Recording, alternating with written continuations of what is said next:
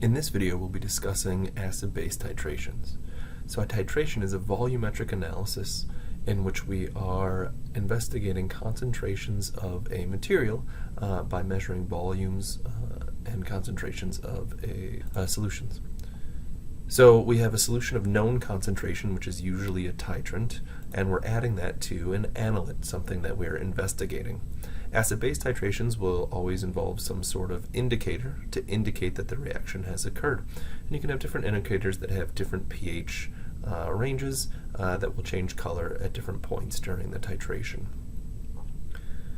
So basically you have your titrant and the burette, you add it to the analyte until you see a visual indication that the reaction has changed, and you see that with an indicator.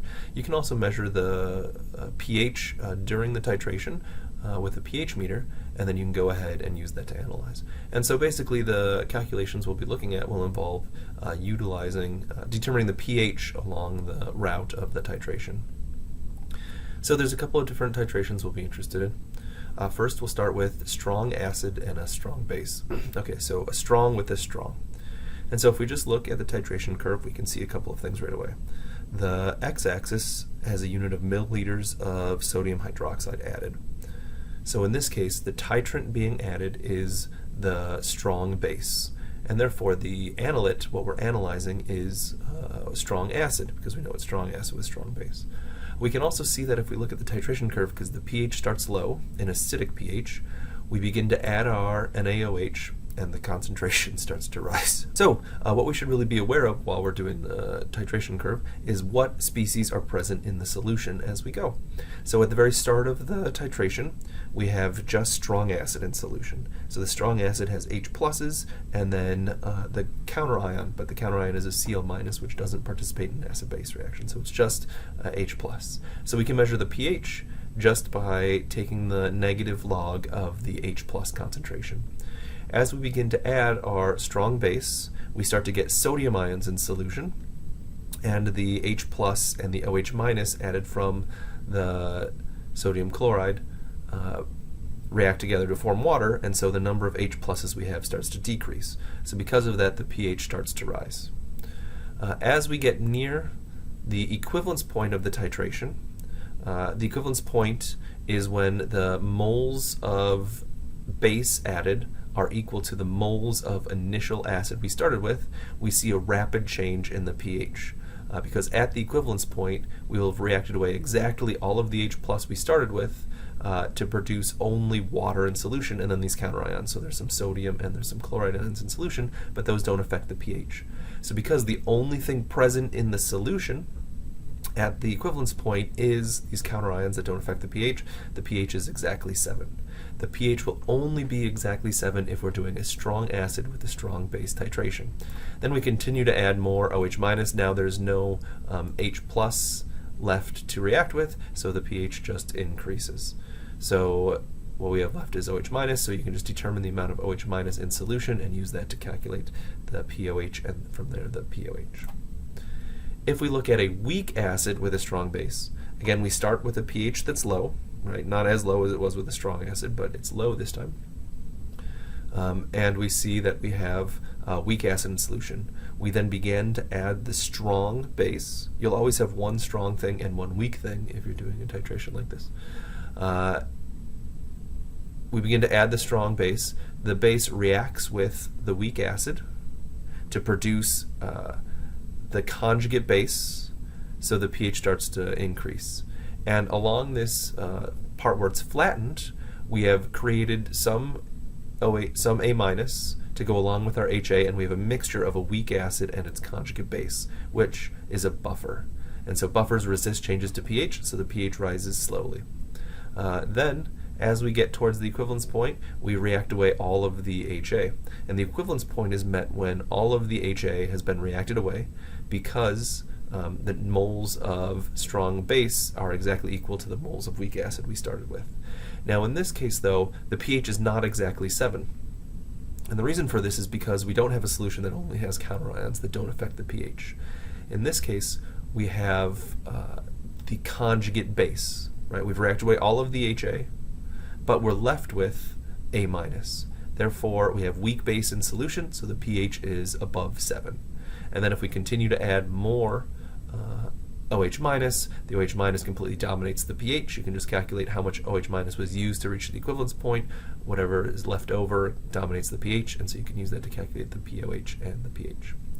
You can also have a titration curve that looks exactly the opposite. So it starts high, it's got a flattened region for a while, and then a sharp drop, and then it ends up down here, and that would be a weak base titrated with a strong acid. All right, so if we want to calculate the pH along a titration curve, there's several points we can be aware of, right? And so this picture shows 4. There's the initial point, there's the point halfway between the start and the equivalence point, there's the equivalence point, and then there's after the equivalence point. One thing we can mention that I didn't say explicitly is that the equivalence point, which is when the moles of titrant added are equal to the initial number of moles present, the equivalence point will always be halfway up the sharpest rise. So if we look at this, it's flat here, then there's a sharp rise. The equivalence point is halfway up. If we look at this previous titration curve, there's a sharp rise. The equivalence point is halfway up. So the equivalence point is halfway up. Okay, so if we just look at these points, the 4 key points are the initial point, the halfway point, the equivalence point, and beyond the equivalence point. So at the starting point, so we have a solution that contains HA and a little bit of H plus and A minus, and so if we want to solve for the pH, this is just a weak acid equilibrium problem, so just a weak acid ice chart. At the equivalence point, we've reacted away all of the initial acid, and we're left with only conjugate base. So you can determine how many moles of acid you start with, you can determine how many moles of base you'll have. And so it'll be the same number of moles, but now the volume has changed, because remember, we're adding volume as we move along. So we can calculate a new concentration and solve a weak base problem. So do remember, you have to calculate the new concentration by taking into account the new volume. The pH will be above 7 because we have conjugate base present. We're solving a weak base problem, so we can go from there. Don't forget, you can also calculate the Kb, because Ka times Kb is equal to Kw. So if you know the Ka from the initial weak acid, you can calculate the Kb, and then you can use that to solve the weak base ice chart problem. At the half volume, to reach the equivalence point, so we started with a circle that had all HA in it. As we've reacted it, we've reacted away at the equivalence point, we've reacted all of it away, and the whole circle will be filled with A minus. At the half equivalence point, we've converted exactly half of it from HA into A minus, so we're left with half HA and half A minus. So at this point, the concentration of HA is equal to the concentration of A minus. And therefore, we're in a buffer situation where the pH is equal to the pKa. So if we're not given any information about the pKa, we can find the equivalence point halfway up the sharpest rise. We can find this volume. Half of that volume is the half equivalence point, and we can follow that over to find the pKa. So at the halfway point, we've converted half of the weak acid into its conjugate base, so the pH is equal to the pKa because of the Henderson-Hasselbalch relationship. And then if you want to find the pH around this region, it's a buffer problem. So you could use the Henderson-Hasselbalch equation, determine how many moles of HA you've converted to A minus, and use those values in the Henderson-Hasselbalch equation to calculate the pH. So beyond the equivalence point, the pH is going to be completely dominated by the OH minus. It appears to level off quickly, but that's just because it's a log plot. And so we can calculate the pH by determining how many moles of OH minus were consumed to react away all of the initial HA. Take into account the change in volume, because we're adding volume as we go, and we had the initial volume, and then determine the pOH and the pH.